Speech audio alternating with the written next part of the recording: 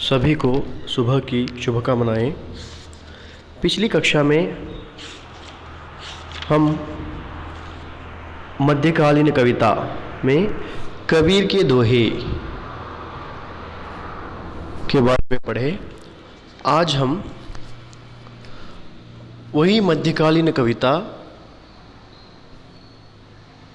कविता का जो भाग है तुलसीदास के दोहे कि मैंने पिछली कक्षा में आपको कहा था मध्यकालीन कविता में भक्ति कवियाँ भी आते हैं। यहाँ तुलसीदास एक भक्ति कवि हैं। ये भगवान राम के बारे में अपनी जो पंक्तियों को लिखा गया है उसके साथ साथ जीवन के बारे में भी इन्होंने कुछ पंक्तियों को लिखा है। तो आज हम देखेंगे पहले कवि परिचय। महाकवि तुलसीदास जी का जन्म सन 1532 में हुआ। आप राम भक्ति शाखा के सर्वश्रेष्ठ रचनाकार माने जाते हैं। आपके पिता का नाम आत्माराम दुबे और माता का नाम हुलसी था। आपके गुरु बाबा नरहरि दास थे। आपके आराध्य देव श्री रामचंद्र थे और लोकमंगल भावना आपके काव्य का सिद्धांत रहा। आपने अन्याय काव्य शैलियों का प्रयोग करते हुए कई रचनाएं हिंदी साहित्य जगत को समर्पित की। आपकी मृत्यु सन 1623 में हुई। रामचरितमानस, विनय पत्रिका, कवितावली, गीतावली, जानकी मंगल और दोहावली आपकी सर्वश्रेष्ठ रचनाएं मानी जाती हैं। आपका अवधी और ब्रजभाषा पर समान अधिकार था। प्रस्तुत दोहों में राम भक्ति, नीति, सदाचार, विनय, दान एवं जीवन के समस्त पक्षों पर प्रकाश डाला गया है। तो देखेंगे कि ये जो दोहों में राम भक्ति के बारे में, जीवन की नीति के बारे में, सदाचार के बारे में, विनयशीलता के बारे में, दान एवं जीवन के समस्त पक्षों पर इन्होंने प्रकाश डाला है। तो देखेंगे पहली जो पंक्तियों में देखेंगे क्या है। एक भरोसो एक बल, एक आस विश्वास, स्वाति सलिलु रघुनाथ जस चातक तुलसीदास। कि कह रहे हैं तुलसीदास ने अपनी पहली पंक्तियों में कह रहे हैं उनका भरोसा, उनका बल, उनका आस और विश्वास सब कुछ श्री राम ही हैं। श्री राम स्वाति की बूंद की तरह हैं। स्वाति की बूंद मतलब कि वो बारिश की जो एक बूंद होती है कि बूंद की तरह हैं। कौन है? श्री राम। यहाँ एक उदाहरण दे रहे हैं। तुलसीदास एक चातक समान। चातक मतलब एक पक्षी। वो पक्षी सिर्फ बारिश के बूंदों को ही पीकर वो जीवित रहती है। ऐसी एक पक्षी, वो पक्षी सिर्फ बारिश के बूंदों पर ही अपना भरोसा, अपना बल, अपना विश्वास रखी रहती है। उसी तरह तुलसीदास कह रहे हैं कि मैं जिस तरह चातक पक्षी अपना भरोसा, अपना बल, अपना विश्वास सब कुछ स्वाति सलिलु पर रखती है, उसी तरह मैं भगवान राम पर रखता हूँ। कह रहे हैं सारा विश्वास किस पर रखते हैं? ये भगवान राम पर भरोसा सब कुछ। ये हैं पहली पंक्तियाँ। अब दूसरी पंक्तियों में देखेंगे। जग 1336 है, रामचरण 6:3, तुलसी देखू विचार ही है यह मतौ प्रवीण। तुलसीदास कह रहे हैं ये जो पंक्तियाँ समझने में आपको कुछ दिक्कतें होंगी, क्योंकि आप आगे हो तो मैं तुम्हें ठीक से समझा पाता था कि बोर्ड के एक सहारे। यहाँ आपको बोर्ड नहीं है, इसलिए मैं आपको ऐसे ही समझाने की कोशिश करूँगा, तो आप समझने की कोशिश कीजिए। तो देखो, जग में हमें अपना व्यवहार 36 संख्या की तरह रखना चाहिए। 36 मतलब हिंदी में 36 लिखो, किस तरह होता है, 6 और 3 लिखने पर, अर्थात बुराइयां से दूर रहना चाहिए। कि यहाँ 6 और 3 क्या हैं, जो विरोधाभास करते हैं कि 6 और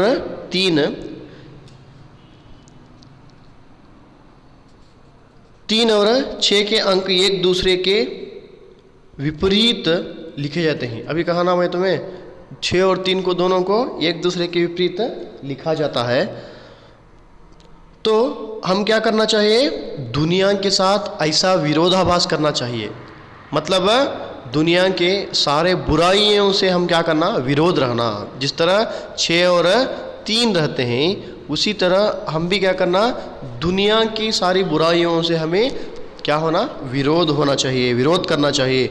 उन सारे बुराइयों को अपने जीवन में अपनाना छोड़कर उनको विरोध करना चाहिए। वो वही व्यक्त करना चाहते हैं।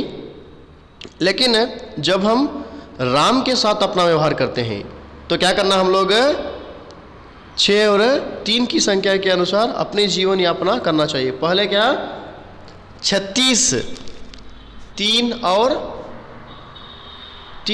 6 की तरह रहना चाहिए। दुनिया की सारी बुराइयों को हम क्या, विरोध करना चाहिए। किस तरह, 3 और 6 की तरह। मगर जब हम भगवान ऊपर वाले को हम जब अपनाते हैं, जब किस तरह होना चाहिए, 3 और 6 जैसे होना चाहिए। विरोध करते वक्त दुनिया को 3 और 6 जैसा। ऊपर वाले को जब हम ऊपर वाले से क्या करते हैं, मिलते हैं, जब हम क्या करना चाहिए, 6 और 3 जैसे होना चाहिए। इसका मतलब क्या है, तुम्हें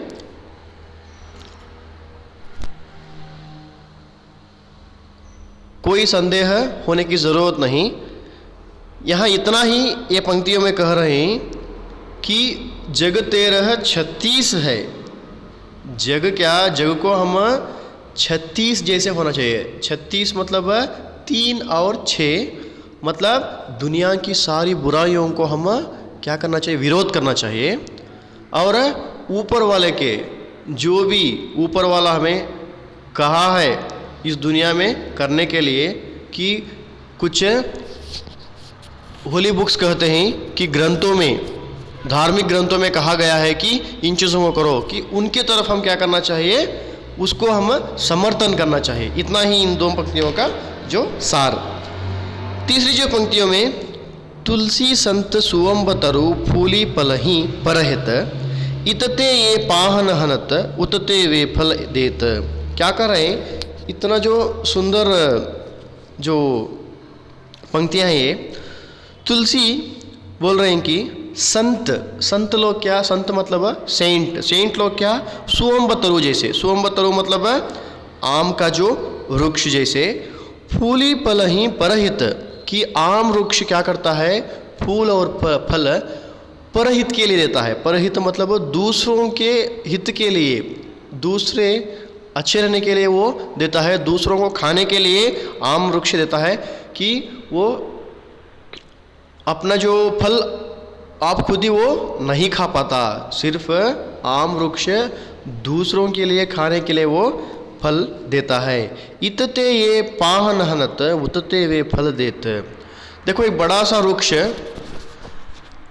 कौन सा, आम का जो पेड़, बड़ा सा पेड़ समझो, कि वो बड़े से पेड़ में आम रहते हैं। कि बड़े से पेड़ को जितने हम पत्थर मारेंगे उतने वो हमें क्या करेगा, फल देगा। इसका मतलब यह है कि साधु लोगों को आप जितना भी चोट पहुंचाओ वो आपकी भलाई करेंगे। जिस तरह आम वृक्ष को कितने भी पत्थर से मारो, वो हमें पत्थर से मारेगा नहीं, मारेगा। हमें जितने भी पत्थर से उसको मारेंगे तो और हमें वो पत्थर से मारेगा? नहीं मारेगा। वो बिना पत्थर के बदले में क्या देगा? वो हमें आम देगा। मतलब उसको हमें चोट पहुंचा रहे हैं, वो हमें आम दे रहा है। उसी तरह साधु लोग, सेंट लोग क्या करते हैं? जितना भी हम सभी लोग उनको चोट पहुंचाते हैं तो वो दूसरों की भलाई ही चाहते हैं, बुराई कभी नहीं चाहते। अगले पंक्तियों में देखेंगे, तुलसी काया खेत है मनसा भयो किसान, पाप पुण्य दो बीज हैं बुए सोलो दान। कह रहे हैं तुलसीदास, ये भी बहुत ही सुंदर पंक्तियां हैं। कौन सा? तुलसी काया खेत है। ये कह रहे हैं कि मनुष्य की काया एक खेत के समान है। काया मतलब शरीर, शरीर क्या? खेत के समान है। और मनुष्य का मन एक किसान। मन क्या है? किसान। काया क्या है? खेत। काया मतलब शरीर। पाप और पुण्य दोनों क्या हैं? बीज हैं। किसान जैसा बीज खेत में बोएगा वैसे ही फल मिलेंगे। किसान क्या? कैसे फल, कैसे बीज डालता है वैसे ही क्या मिलेंगे? हमें बीज मिलेंगे। मिर्ची डालो तो हमें टमाटो मिलता है क्या? नहीं। टमाटो डालो तो मिर्ची मिलती है क्या? नहीं। मिर्ची डालो तो मिर्ची का ही हमें फल मिलेगा। टमाटो का डालो तो टमाटो का ही हमें फल मिलेगा। अगर पुण्य की बीज बोएंगे, इसका मतलब क्या है कि हमारा शरीर एक खेत जैसा है। हमें कौन सा बीज डालेंगे? तो पाप का बीज डाला तो पाप का जो फल आएगा, पुण्य का बीज डाला तो पुण्य का फल आएगा। मन क्या है? किसान है। वो किसान कौन सा बीज अपने शरीर में डालेगा उसका ही फल हमें मिलेगा। इसलिए हम लोगों को बुरी चीज़ों को, पापों को छोड़कर पुण्य को हम क्या करना चाहिए? करने के लिए प्रेरित करना चाहिए। अपने शरीर से भी पुण्य करने के लिए प्रेरित करना चाहिए। किसी को दान करने के लिए अपने हाथों को इस्तेमाल करना चाहिए, किसी को मारने के लिए नहीं। किसी को बचाने के लिए अपने हाथों को इस्तेमाल करना चाहिए, किसी को मारने के लिए नहीं। वही कह रहे हैं कि हमारा जो शरीर एक खेत जैसा है, कि वो खेत में जो हमारा जो शरीर के अंदर जो हमारा मन है, वो मन क्या है? किसान जैसा है। किसान कौन से? जो बीज बोएगा वही उगेंगे। जब हम पापों को हम क्या करेंगे? प्रेरित करेंगे तो हमारा शरीर पाप करने के लिए ही पाप ही करेगा। जब हमारा मन पुण्य करने के लिए प्रेरित करेगा तो हमारा जो सारा शरीर पुण्य करने के लिए ही वो आगे बढ़ेगा। वही ये जो दोनों पंक्तियों का जो सार है। और मधुर वचन ते जात मिटई, उत्तम जन अभिमान, तनक शीत जलसों मिटई, जैसे दूध उफान। देखो कर रहे, मधुर वचन ते जात मिटई, उत्तम जन अभिमान। कि कह रहे हैं मीठी वाणी बोलने से घमंडी का घमंड भी मिट जाता है। कैसी वाणी? मीठी वाणी बोलने से घमंडी का घमंड भी मिट जाता है। हमें सदैव क्या करना चाहिए? मीठा बोलना चाहिए, क्योंकि मीठे वचन बोलने से सुनने वाले का क्रोध भी दूर हो जाता है और बोलने वाले का अभिमान भी दूर हो जाता है। इसीलिए हम लोगों को क्या करना चाहिए? मीठी बातों को ही कहना चाहिए। मीठे वचन जादू का काम करते हैं। जिस प्रकार यहाँ एक उदाहरण दिया है, उफनते दूध से शीतल जल की कुछ बूंदें दूध के उफान को कम कर देती है, उसी प्रकार मीठे वचन क्रोध को कम कर देते हैं। कि कह रहे हैं कि यहाँ तनक शीत जलसों मिटाई, जैसे दूध उफान। इतना दूध उबलता रहता है, वो उबलते हुए दूध को कुछ बूंदे मारने से क्या होता है? क्या होता?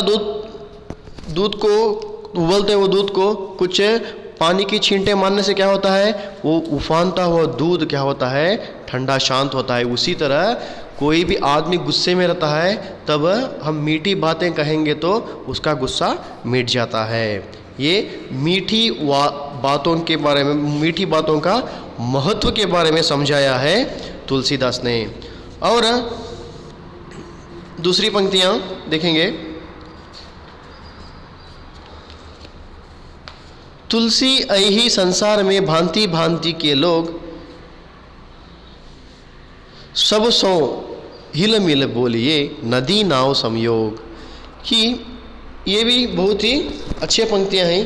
ये जो पंक्तियों में कह रहे हैं कि संसार में भांति भांति के लोग बसे हुए हैं। भांति भांति के मतलब अलग अलग लोग हैं, अलग अलग प्रकृति के स्वभाव के लोग भरे हुए हैं इस दुनिया में। तुलसी कहते हैं हमें सभी प्रकार के लोगों के साथ हिल मिल कर रहना चाहिए। ऐसा सिर्फ संयोग ही होता है। क्यों कह रहे हैं? क्योंकि लोग बहुत ही अलग किस्म के लोग इस दुनिया में हैं। इन सभी लोगों के साथ हम क्या करना चाहिए? मिलजुल कर रहना चाहिए। एक ही प्रकार के स्वभाव के लोग आपस में मिल जाए तो क्या होता है? क्या होता है? सब कुछ अच्छा ही होता है।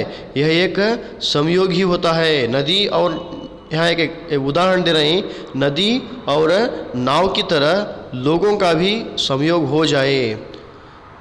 यहाँ नदी में नाव स्वाभाविक रूप से तैरती है। नदी और नाव एक दूसरे के पूरक हैं, लेकिन संयोग सामान्यतः मिलना कठिन होता है। इसलिए तुलसी कहते हैं कि हमें सभी लोगों के साथ हिल मिल कर रहना चाहिए। यहाँ ये पंक्तियों में तुलसीदास हमें ये समझाना चाहते हैं कि तुम्हें और सभी लोगों को ये समझाना चाहते हैं कि नदी और नाव भिन्न भिन्न हैं। नदी क्या? पानी है। नाव क्या? एक लकड़ी का बना हुआ एक वस्तु है। ये नदी और नाव क्या? बहुत ही भिन्न भिन्न हैं, मगर दोनों का संयोग क्या यहाँ बहुत ही अच्छा रहता है। मिलजुल कर रहते हैं दोनों, है ना। नदी क्या करती है? नाव को लेके जाती है, आगे लेके जाती है। उसी तरह कि हमें ये उदाहरण क्यों दे रहे हैं बोले तो संसार में भिन्न भिन्न प्रकार के लोग हैं। जैसे नदी और नाव संयोग कर सकते हैं, मगर दोनों एक साथ नहीं रख सकते। आगे सिर्फ नदी और नाव दोनों का संयोग हो सकता है, मगर नदी और नाव एक कहने के लिए हमें नहीं हो सकता। ये क्यों कह रहे हैं बोले तो क्योंकि संसार में भिन्न भिन्न प्रकार के लोग हैं। उनके साथ नदी और नाव के संयोग जैसा हम मतलब कोऑपरेशन जो बोलते हैं अंग्रेजी में, उनके दोनों के बीच कोऑपरेशन है, मगर दोनों सिमिलर नहीं हो सकते। सिर्फ कोऑपरेशन देख सकते हैं, हमें सिमिलैरिटी नहीं देख सकते। उसी तरह इस दुनिया में बुरे लोग हैं, अच्छे लोग हैं और बहुत किस्म के लोग हैं। इन सभी लोगों के साथ हम क्या करना चाहिए? सिर्फ कोऑपरेशन होना चाहिए इनके साथ। उन जैसा हमें नहीं बनना चाहिए, क्योंकि लोग अलग किस्म के हैं। बुरे लोग भी हैं, बुराइयाँ भी हैं उनके पास, कि हम भी उनके साथ मिल गए तो बुराइयाँ हमारे साथ भी मिल जाते हैं। सिर्फ उनके साथ हमको क्या करना चाहिए? संयोग करना चाहिए, कोऑपरेशन करना चाहिए। उतना ही उन लोगों के साथ हमें नहीं मिलना चाहिए कह के इन पंक्तियों में कह रहे हैं। और दूसरे पंक्तियों में कह रहे हैं, काम क्रोध मद लोभ की जो लो मन में खान, तौलो पंडित मूर्खों तुलसी एक समान। क्या कह रहे हैं? काम क्रोध मद लोभ। काम मतलब कि जो आदमी के अंदर एक बुरी चीज़ होती है, जो काम होती है वो, और क्रोध गुस्सा, मद उसके अंदर एटीट्यूड होता है, और लोभ ग्रीडीनेस, जो लो मन में खान। इन सभी चीज़ों को मन में रखकर तोलो पंडित मूर्खो तुलसी एक समान। कह रहे हैं कि जो पंडित इन सभी चीज़ों को अपने दिल में रखकर वो पंडित कहता है, वो इस दुनिया में बहुत बड़ा मूर्ख आदमी है। कह रहे हैं इस जो दो पंक्तियों में। ये तो जो पंक्तियों में क्या कर रहे हैं? काम क्रोध लोभ की जिसके अंदर काम क्रोध लोभ सब कुछ रहता है, मगर वो अपने आप को पंडित मानता है। जो पंडित कहलाता है वो उसके अंदर काम क्रोध मद लोभ कुछ भी नहीं रहना, वही पंडित कहलाता है। मगर जो पंडित इन सभी चीज़ों को दिल में रखकर वो अपने आप को पंडित मानता है कि उससे बड़ा मूर्ख इस दुनिया में कोई नहीं। और आगे देखेंगे, आगे पंक्तियों में क्या कर रहे हैं, आवती हर्षे नहीं नयनन नहीं स्नेह, तुलसी तहाँ ना जाइए कंचन बरसे में है। तुलसी देखो बहुत ही सुंदर ढंग से अपने जीवन के लिए इन पंक्तियों को लिखा गया है, अपने जीवन में कि हर दिन चलने वाली घटनाओं पर आधारित है, कि वही जो पंक्तियों को हम लोगों को कुछ इन पंक्तियों से हम लोगों को कुछ संदेश देना चाहते हैं। वो क्या है, आवत्थी हर्षे नहीं नयनन नहीं स्नेह। जब हमें जाते ही किसी घर को हम जाएंगे तो किसी घर को जाने पर वो जो लोगों के घर के लोगों के आंखों के अंदर क्या नहीं, हम जाने पर उनके आंखों में खुशी नहीं देख पाते, उनके आंखों के अंदर कि नयनन नहीं स्नेह, स्नेह हमारे लिए स्नेह नहीं दिखता।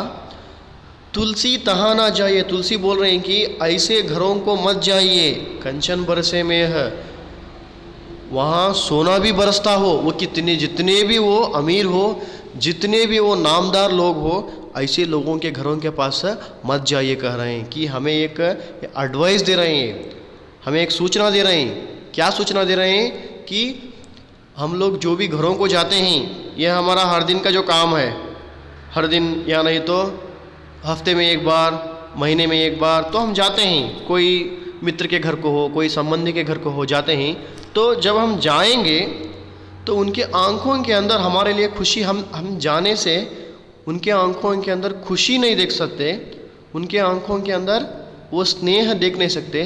तो ऐसे घरों को न जाने की जो सलाह दे रहे हैं कि हमारे लिए एक बहुत ही अच्छा संदेश है। तुलसी कबहु न त्यागिए अपने कुल की रीति, लायक ही सो कीजिए ब्याह बैर अरु प्रीति। क्या कह रहे हैं तुलसीदास कि आठवीं जो पंक्तियों में तुलसीदास ये कह रहे हैं कि, क्षमा कीजिए, 9वीं कुछ पंक्तियों में तुलसीदास ने ये कह रहे हैं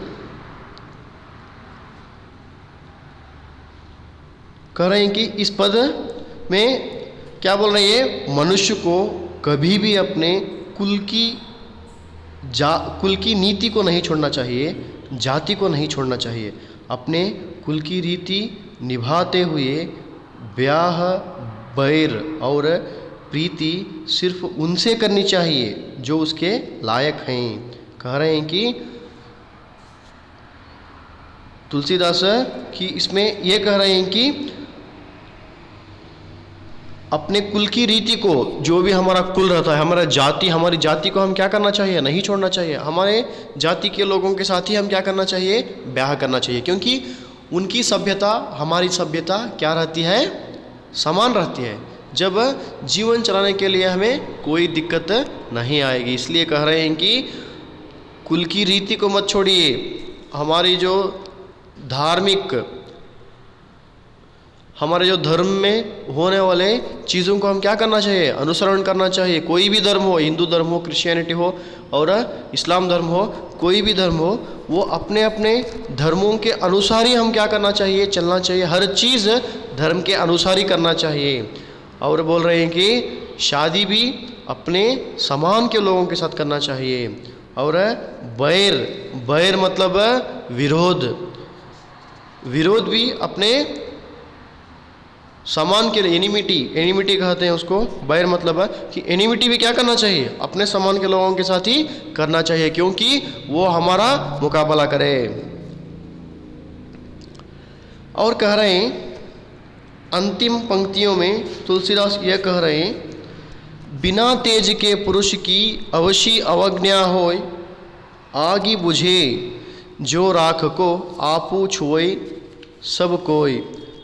कह रहे हैं देखो, बिना तेज के पुरुष की अवश्य अवज्ञा होय, कि यहाँ बिना तेज का पुरुष होता है ना, बिना तेज मतलब जिसके अंदर लगन नहीं होती, जिसके अंदर बहादुरी नहीं होती, ऐसे पुरुषों को क्या होती है, अवश्य अवज्ञा होय, उसका अपमान होता है इस दुनिया में। किस तरह अपमान होता है, उदाहरण दिए देखो, आगी बुझे जो राख को आपू छुए सब कोई। देखो जब आग जलती रहती है, वो आग को कोई छूने की क्या नहीं करता, हिम्मत नहीं करता। इसका मतलब आदमी के अंदर जब बहादुरी रहती है, जब कोई भी उसको छूने की कोशिश ही नहीं करेगा। जब आग बुझकर राख बन जाती है तो हर आदमी भी उसको छू लेता है, हर आदमी भी उसको उठाकर मसल देता है। इसलिए कह रहे हैं कि कोई भी आदमी अपने जीवन के अंदर बहादुरी से काम लेना चाहिए, अपने जीवन में, जीवन काल में बहादुर होना चाहिए और हिम्मत से अपने जीवन को बिताना चाहिए। हिम्मत छोड़कर, बहादुरी छोड़कर कायर जैसा हो तो जिस तरह राख को लोग सभी उठाकर मसल देते हैं, उसी तरह सारे लोग उसका अनादर करते हैं इस संसार में। इसीलिए हम लोग आग के जैसा होना चाहिए। कोई भी छूने के लिए भी क्या करना चाहिए, डरना चाहिए।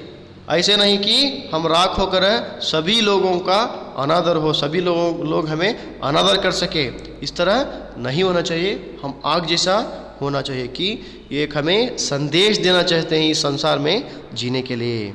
आप सभी को ये पद्य भाग समझ गए होगा। आपको कोई संदेह हो तो आप मुझे पूछ सकते हैं। धन्यवाद।